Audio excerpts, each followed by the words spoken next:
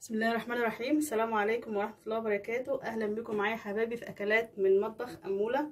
احنا النهاردة هنعمل أكلة سهلة جدا وسريعة وفي الإنجاز كده، وأي بنوتة صغيرة ممكن تعملها، أي شاب عازب عايش لوحده ممكن يعملها، سهلة جدا إن شاء الله. وأتمنى إن هي تنول إعجابكم، وياريت تفعلوا الجرس وتعملوا اشتراك ولايك لقناتي أكلات من مطبخ أمولة إن شاء الله. علشان نبدأ نعمل مكرونة بالسوسيس. هنعمل ايه؟ انا عندي هنا مكرونه مسلوقه مجهزاها اهي عشان الوقت. عندي سوسيس مقطع مكعبات، عندي فلفل الوان وحار، الحار ده حسب رغبتك زي ما تحبي، عندي معلقه من الملح والفلفل، وعندي هنا بهارات لحمه، وعندي عصير طماطم فريش، ومعلقه كبيره من الثوم، وبصله مقطعه مكعبات برضو. لو هتعملي المكرونه دي بنه اللي هي القلم، ممكن تقطعي بقيه الخضار والمكونات شرايح برضو عشان يبقى الاكل متناسق مع بعضه. انا النهارده عاملاها مكرونه خواتم، فمقطعه كل حاجه مكعبات عشان اللي ياخد معلقه من المكرونه تبقى فيها من كل حاجه، حته سوسيس فيها فلفل فيها المكونات اللي احنا حاطينها ان شاء الله. علشان نبدا بقى نشتغل، نبدا ان شاء الله كده على بركه الله. هنروح نشوح البصل والثوم. انا هشوح البصل والثوم والفلفل واتبلهم. هحط السوسيس بعد ما اشوحهم شويه عشان السوسيس مش بيستحمل على النار كتير، عشان ما يتكسرش منك وعشان ما تهدريش الكميه.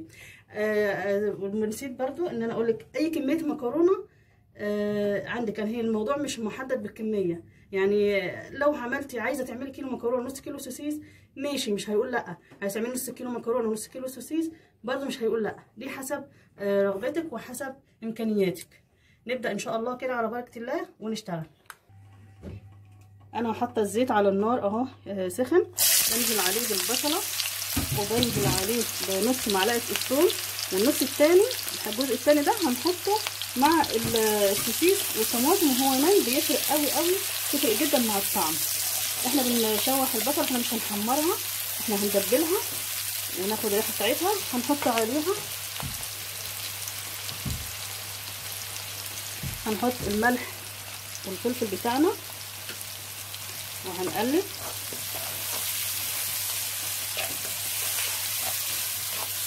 ندبل الدنيا كده مع بعضها كويس. مش عاوزين، احنا قلنا مش عاوزين نحمرها، احنا بندبلها ناخد ريحتها يبقى شكلها حلو وكمان يبقى طعمها حلو ان شاء الله. اتمنى لو تعجبكم وتجربوها يا رب باذن الله كده.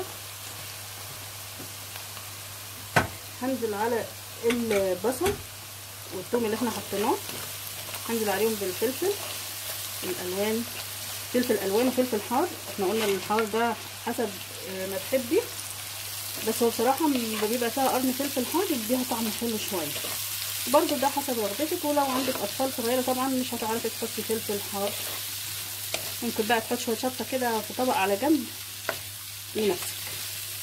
احنا بقى بنشوح الخضار، هندبل الخضار كويس جدا. هنحط عليه معلقه من بهارات اللحمه اهو، معلقه كويسه كده من بهارات اللحمه، بتفرق طبعا في الطعم مع السوسيس. وهندبلهم كويس جدا مع بعض زي ما قلنا.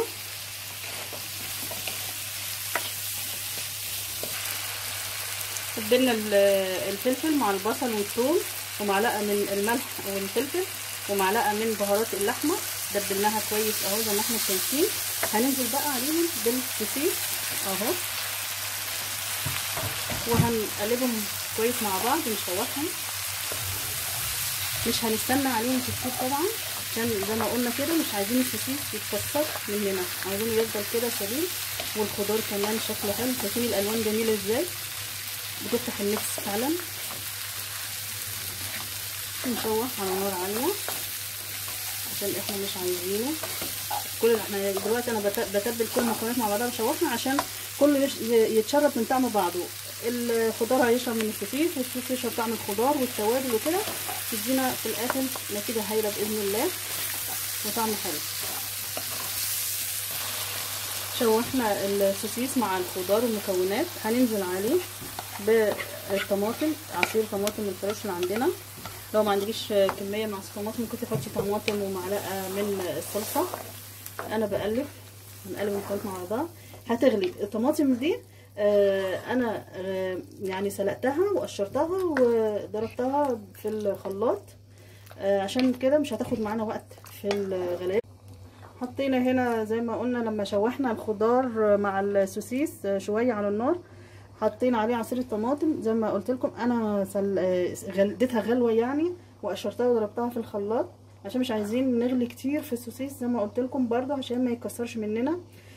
حطيت الطماطم وحطيت معاه شويه ميه صغيرين عشان يبقى فيها صوص كده. هنحط معلقه من السكر على الخليط ده، وهيغلي غلوتين مش كتير قوي ان شاء الله. احنا عارفين السوسيس مستوي جاهز، والتشويحه كمان ادته تسويه شويه. هيغلي شويه وهنحط عليه المكرونه بتاعتنا اللي احنا سلقنا ومجهزينها. زي ما قلت لكم عندنا بقيه الثوم اللي هي نص معلقه او حته الثوم اللي اتبقت، بننزلها نيه مع السوسيس ونقلبها.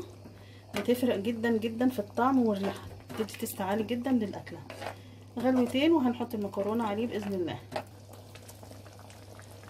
احنا خلاص حطينا معلقه الثوم النيه ومعلقه من السكر، خلاص خدوا غلوتين لمده 3 دقايق كده. هننزل بقى عليهم بالمكرونه اللي عندنا بالراحه كده.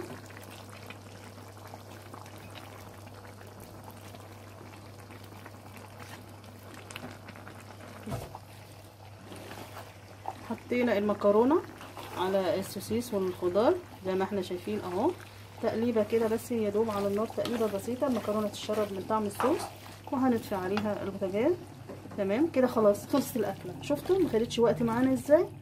اهي جاهزه على الاكل ان شاء الله. زي ما احنا شايفين خلاص خلصنا المكرونه وغرفناها. طعمها حلو جدا وريحتها مشهيه جدا. اتمنى تجربوها يا رب كده ان شاء الله وتعجبكم. بس بالله عليكم ما تنسوش تعملوا تفعلوا الجرس، اعملوا اشتراك ولايك لقناتي اكلات من مطبخ اموله. يا ريت تفعلوا الجرس عشان يوصلكم كل اشعار جديد ان شاء الله انزله. حلوه جدا.